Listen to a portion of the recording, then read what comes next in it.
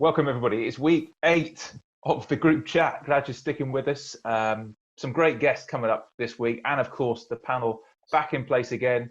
Wes Brown, Ben Thornley, Danny Webber, David May. Guys, how you doing? Back for another week. Everything all right? Sounds. We always check in with Ben for a weather forecast in his tax haven somewhere in the Mediterranean. Looking good again, mate. Yeah, it's lovely down here. Andy will attest to that. Yeah, very nice. It is very nice in that part of the world. Everybody's going to get it this week. You're true. You said that last week. Sorry, mate. I said it was getting better. I didn't say how soon. Oh, yeah. Wednesday's the one, Maisie.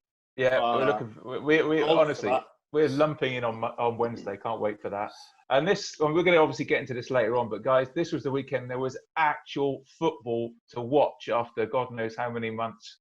Weird, sterile, slightly odd, but I enjoyed it. What did you make of it? Loved it, Stu. I thought it was good, mate. I was just happy to be watching, if I'm being honest. Yeah. It was strange. It was actually better pace than I thought it would be. Yeah. So yeah, I was glad that you're still getting tight. Nothing changed there, so it was all sort of back to normal. I was happy with it.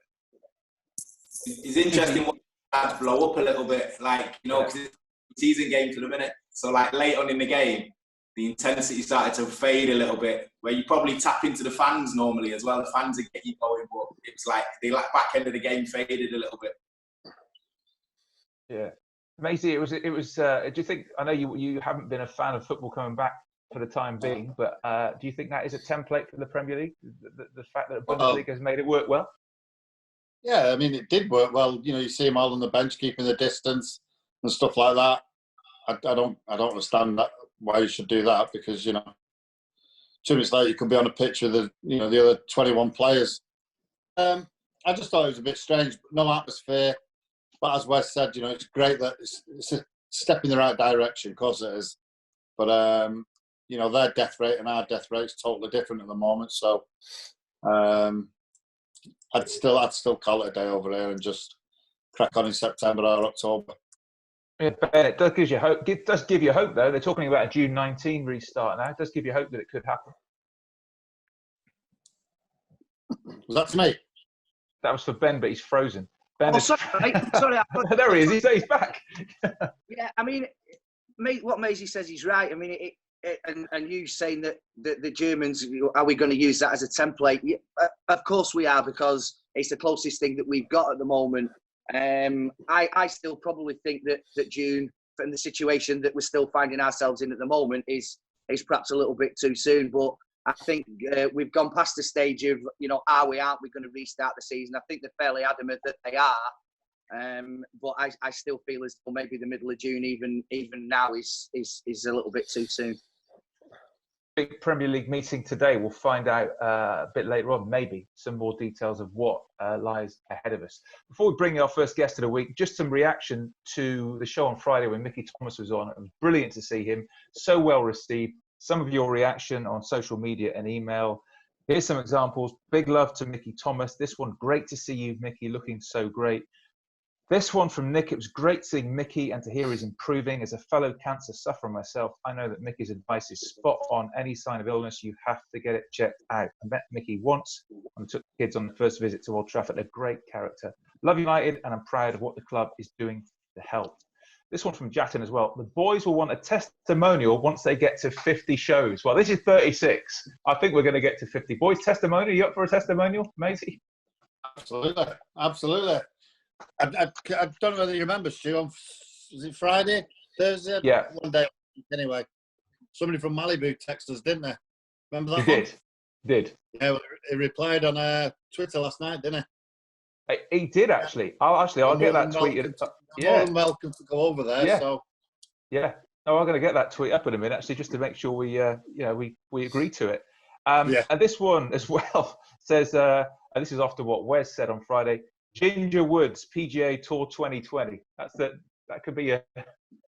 He's coming back. He's coming back. Big moment for you, mate. Yeah. 100%. He's coming back. I've just got to. I might have to grow it a bit. I'm going a bit grey, Stu. Oh yeah. Join the club. Change a bit. Yeah. To get a rinse on it. That's what Ben. That's what Ben does. And this one from Kino, which is obviously not the Kino. Everyone clamouring to get Sir Alex and Ronnie on the show. Personally, I'd like to see Dong Fang Zoom make it happen, lads. One of the few to receive a Guard of Honour at Stamford Bridge. That was one of the highlights of that season, 2006-2007. We won the league back, and Dong played, and there was a Guard of Honour as United walked out at Stamford Bridge. And also the tweet from Howard that Maisie was mentioning about Malibu said, thanks for the shout out. I'm definitely up for hosting you lot for your 100th episode in Malibu. You could do at least a week here, right? We certainly could. Then you could invite Chicharito, Ian McShane, and Gary Oldman just for starters. Maisie, mind you, if we're still here doing our 100th episode, we deserve a trip to Malibu, don't we? Absolutely, definitely. Be nice that. 14 days, though, lads. Quarantine for 14. You'll have to hold us for 14 days. I'm happy with that. Yeah. Let's do it. Howard, Got to we're get up rid for of the that. jet lag. Wes, did you play with him? That Dong Fang Zhu? Yeah, he's all right. He's a good lad. He spoke pretty good English, Razor. Yeah. He was struggling a little bit, but he was a good lad. So, if you want to get in touch with the show, mutv@manunited.co.uk, mutv@manunited.co.uk. Listen, let's bring on our first guest of the week, who you know from Matchdown MUTV and, of course, Talk Sport every night of the week. Andy Goldstein joins us. How you doing, mate? I'm good, very well. How are you guys doing? Good, Andy. Coping. First of all, the shirt, a classic. Tell us about the shirt. Well, firstly, I'm actually 2 villas down from Ben Thornley because we're on the same part of the Costa del Sol. So, it's nice and sunny where we are. This is my favourite United away shirt of all time. And I was talking to Names Drop Darren Fletcher about it last week. And he said, I'll send you one in the post. And it arrived last week. And I absolutely love it. It reminds me of Sharpie scoring his hat-trick at Highbury. I think we won 6-2 that night. So this is my favourite one. It looks to me, mate, like you are coping perfectly well with lockdown.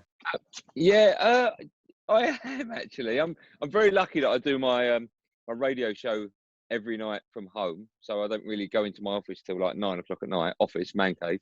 And then me and my wife have got this deal with the homeschooling where she does it and I don't, and it really works well. So it just means that during the day I'll either go for a run or take the dog for a walk, or when it's like this in Costa del Sol where me and Ben are, I just lie on my back and smoke a nice cigar and just listen to a bit of music. So I'm all right. I'm all right at the moment. It's not too bad, yeah. Sounds like, so you don't have to go in the office at all. You can just do the show from home. Yeah, I mean, I work hard, Stuart. Don't think I don't work hard. Even harder, some would say. But yeah, so we have our little team meeting a bit like this. We have our FaceTime meeting, me, Cundy and the producer and the AP about 6 o'clock. We discuss the show. That lasts about half hour. And then I go and have a bit of dinner with the family. And then I go back into my man cave about 9 o'clock. And then we're on air 10 to 1. And then that's it. And then get up and repeat. You're not going to get back to normal ever again, are you? This sounds perfection. You don't really want to go in the office anymore, do you? It's nice that I can sort of get back to my living room at 1 minute past 1 in the morning, where usually I'm driving back home from London. I don't get into about 1:45. It's nice to have that side of it, but also you miss, like you guys do. You miss being face to face with people and interacting with people, and it's much harder. It's so much more difficult not being able to see the person. When we do the show, we don't have the Zoom thing going on because it wouldn't sync up correctly, so it'd be more difficult. So we're constantly chatting on WhatsApp to sort of know who's going to speak next. But I can't wait till we'll go back, if the truth be known. We were talking at the start there about the Bundesliga and the fact that football is back in Germany.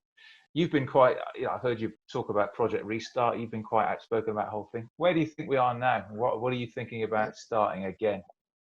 I agree with Maisie. I think it's crazy to even think about starting it yet. I mean, they're talking about the middle of June now. I'm guessing that will be put back again because, that's a month away, and I can't expect any of these players without any training, proper training. I've only recently gone back, but to be fit for the end of the season, I think it's putting, without getting too deep about it, but you're putting people's lives at risk. Not every player lives either on their own or with their wife. and their kids, and they can afford to lock themselves down for the 7-day period or the 2-day period leading up to a game. There'll be people living with partners that are asthmatic, or, you know, they've got bigger and darker problems than just being able to go home and self-isolate and not mix with people. And I think you're putting not just the players at risk, but the players' families at risk, the players' you know, their mums and dad might have to visit their mum, or their dad might be living with them, or, you know, they might have underlying health issues. And I just think it's crazy to even put anyone in that position. I know we all miss football, and the reason they're desperate to get football back is because if they don't do it, the clubs are going to have to pay back £750 million. I understand all that, but at the same time, health is the most important thing. And also, when I watched the Bundesliga at the weekend, you realise how important the fans are. You know, it was quite boring watching the football without fans screaming and singing and shouting. And so I think either bring football back when we're ready to bring it back, or just wait. I don't want a little bit of football. I don't want to be drip fed football. I don't want, you know, sitting on a bench 2 meters apart. And I find it all a bit bizarre that we're just desperate to get it on when we're not really ready for it. You know, they were using the 5 subs in the Bundesliga. They're talking about neutral grounds, not using VAR. Just bring football back as we know it, and wait. Don't ruin it. There's no rush. We don't need to rush it. I do think there's an element of, I think, who was it said it in the week? I can't remember who said it. It might have been Gary Neville. I can't remember.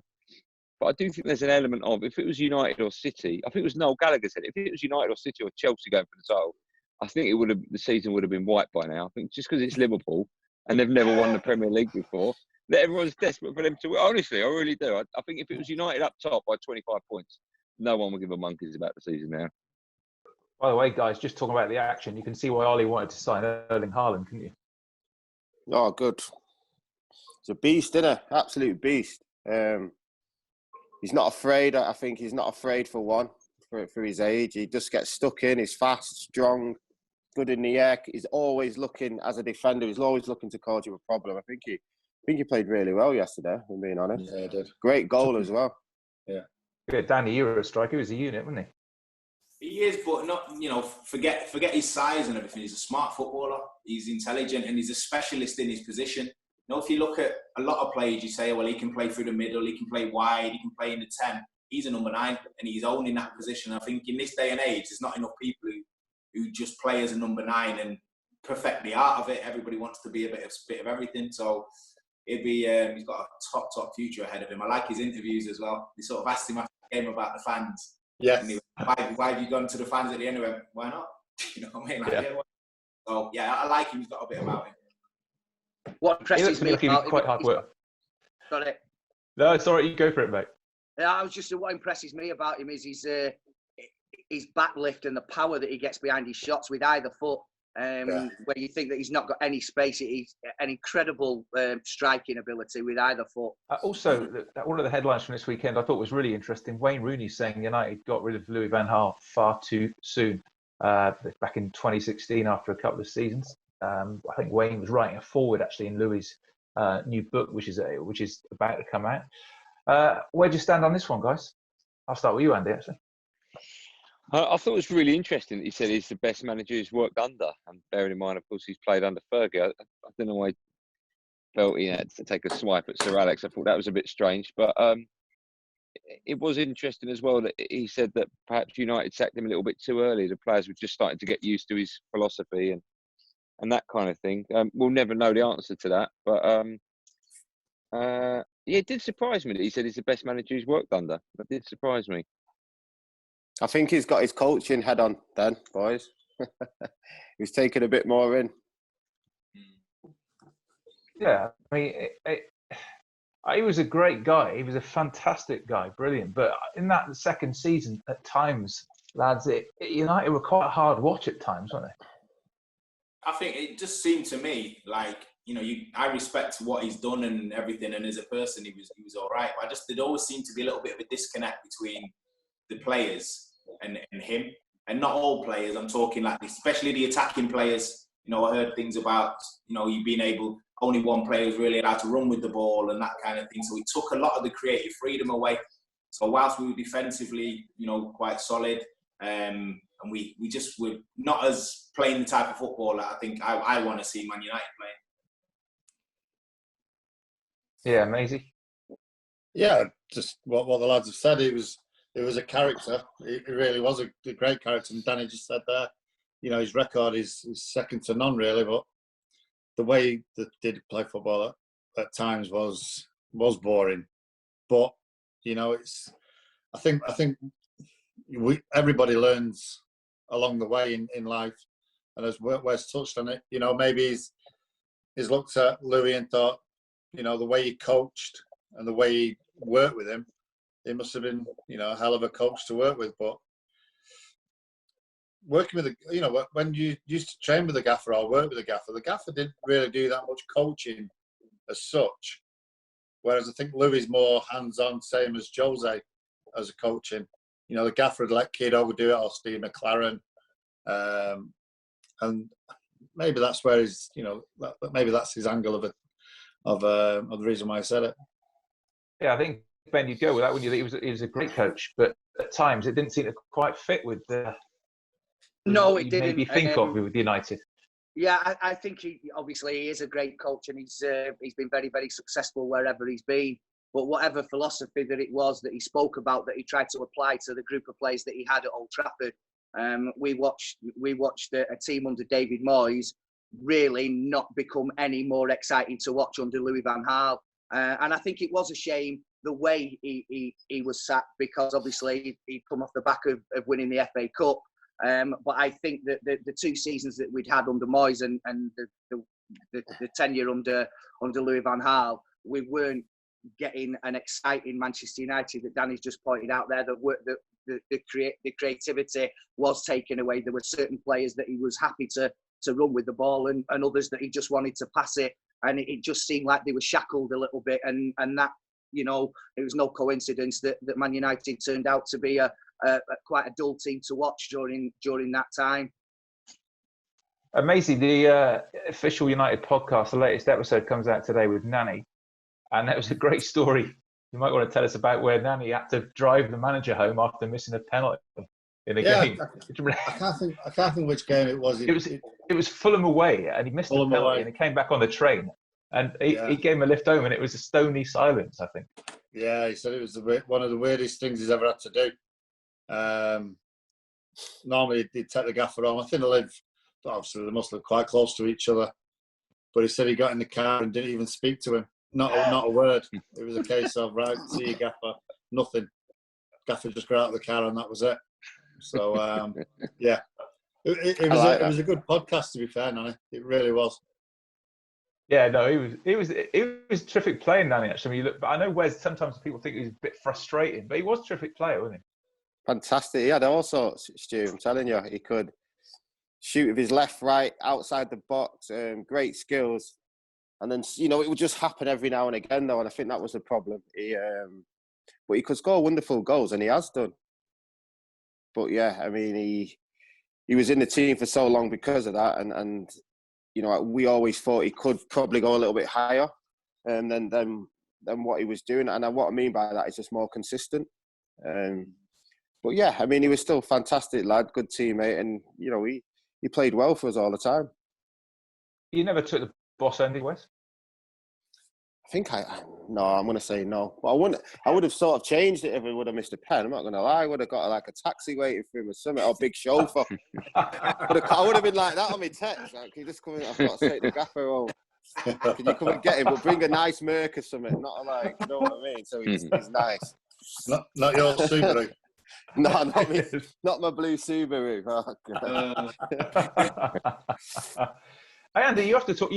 Especially in the season, you're talking about United every night of the week. I mean, are you happier with United now, or I say now, 2 months ago when we stopped playing? We haven't played for so long. Do Wes and Danny and Maisie and Ben, do they still play for us? I can't remember where we are. Yes. I think the season annoyingly stopped at the wrong time for United. We just started to get on a roll.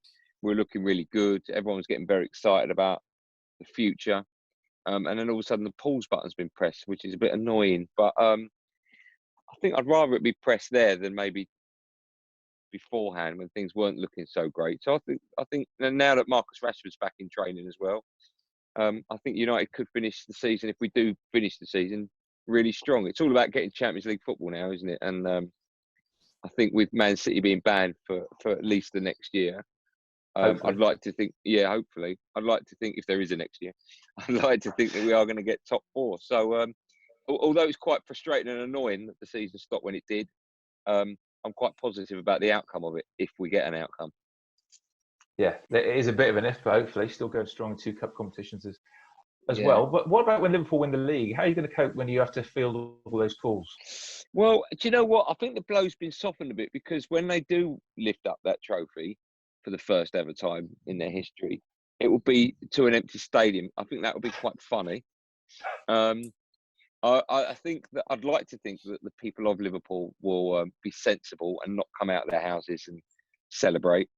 So that will be quite funny. So I think we can take a lot of positives from it. I think there'll be quite a lot of funny aspects where we can look back and go, yeah, but the pictures of you running about an empty Anfield's quite funny. But I do think we did a bit on my show actually. My show obviously goes to 1 o'clock in the morning. So when we hit midnight, it's the next day, obviously.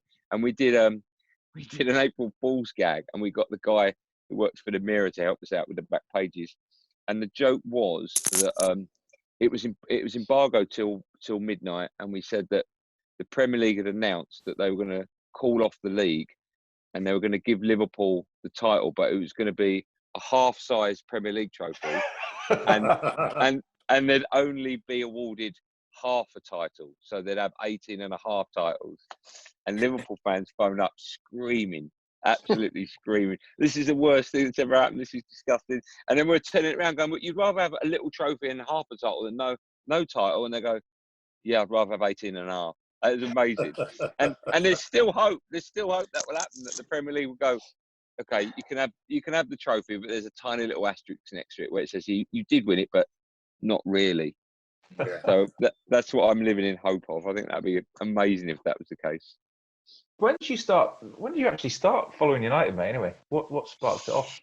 The first game I went to, obviously I'm from London, so I'm meant to be a United fan anyway. But the first game I went to was in 1981. It was at White Hart Lane, and we were playing obviously Spurs I think it was a League Cup game. I went with my dad, and we lost, I think 2-1 or 3-1. I can't remember. And everyone was saying, "Oh, you're going to be a Tottenham fan now," and I was like, no, I'm not going to be a Tottenham fan. I'm going to be a United fan. And that was it. Because at school, it was either, the school where I went to, it was either people were West Ham, Liverpool, Arsenal or Spurs were the teams.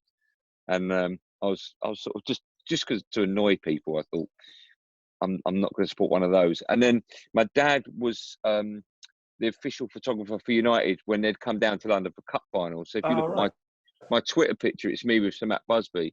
And so in 83 and 85, when United won a cup, I went to the banquets afterwards at the Royal Lancaster Hotel as like an 8 or 9-year-old. And then I'm meeting, Brian Robson's, Ray Wilkins, God bless him, Arnold Muir, Kevin Moran, Gordon McQueen. I'm meeting all these players. And then as soon as you meet superstars like that, you're only going to support one club, aren't you? Yeah, and you've never looked back, mate. I've never looked back. Now, of course, I'm trying to get I've got 2 girls. One's 11, one's 9, and I'm desperately trying to get them to support United. The eldest doesn't even want to know about sport, and the youngest has a kickabout with me in the garden. She wears a United shirt. She's quite proud about that. So I haven't taken either of them to Old Trafford yet, but hopefully when football returns, I'll do that. And as soon as you go to that place, you just fall in love with it. It's incredible. Yeah, just a matter of time, hopefully. Listen, before we go, Danny, you had a story you wanted to speak to us about a fan. It's very tragic situation, really, but it's important. I know you want to talk about this. So I think it's important we hear this. Yeah, there's a lad, massive United fan who's close to my friendship group. Firstly, I just want a special message just to say condolences to his family. He sadly took his life recently. His name's Liam Walsh, or Walshy as the lads knew him as. He go home and away to United games, and I just think importance again, mental health spoken about often, and I just think it's important to raise it at a time like this when everybody's incubated and stresses are high. The importance of keeping good mental health and talking to each other. So I want to just special message to Walshy, top United fan, and will be sadly missed by everybody. Yeah, well said, Dan. Thank you for that. Listen, Andy, thanks for joining us, mate. Thank you for you could get back to your busy schedule of lying out in the back garden, cigar. Can I just apologise as well? I've not had my hair cut for about 8 weeks, and I actually wore an Alice band yesterday. No, come on. Yeah, I was going to wear it for this, but I just thought I'd never ever live that down. It's just getting, I can't control it. At the moment, there's hairspray, wax, and there's other bits in it. I think there's like a nest of. It's just, I can only apologise. It's just getting bigger and bigger. Sorry. It's nice to have the option, isn't it? But thanks for joining us, mate. We do appreciate it. My pleasure. Keep up the good work as well. Keep up the good work. Yeah, and you, mate. Take care. We'll speak. Hopefully, we'll see you one day again at Old Trafford. Yeah, we will. Take care. Will meet again. Look after yourself, mate. All the best. You too. Cheers, boys. Cheers, Andy, mate. Cheers, pal. See you soon. If you want to get in touch with us, MUTV@manunited.co.uk. And Viv Anderson is on the show tomorrow, who's got plenty of stuff to talk about. Former United and Forest and Arsenal fullback. Viv Anderson. So as I say, MUTV@manunited.co.uk. If you want to get in touch for Tuesday's show. So we'll see you Tuesday. For now, guys, have a good day. Speak to you soon. Cheers, everyone. See you later. Cheers, troops.